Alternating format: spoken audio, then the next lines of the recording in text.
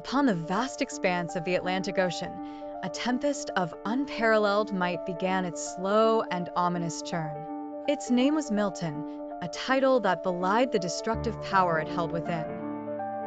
The winds whispered tales of its strength as the ocean swirled in dread anticipation, and the sky darkened with an ominous foreboding. In the small coastal town of Seraphena, nestled between the arms of protective mountains, the villagers went about their daily lives, unaware of the monstrous enmity that was brewing far beyond the horizon.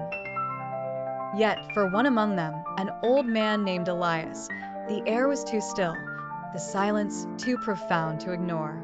His eyes, aged like ancient maps, gazed at the horizon, reading the signs unseen by others.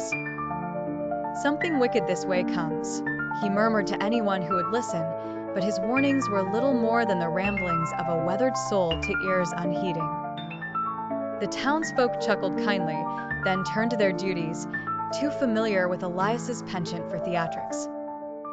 But as the days turned, Milton gathered force, a beast awakened, clawing its way towards landfall with fury unleashed upon its brow.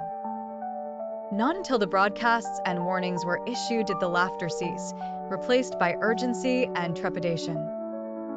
The town people secured their homes, their faces a tableau of concern, yet still they hoped the mountains might shield them as they had done so often before.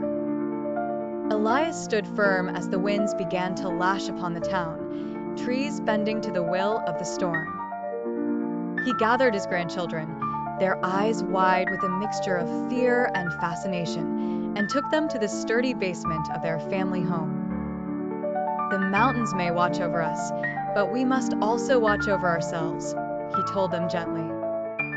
The night that Milton roared through Seraphena was one of chaos and destruction.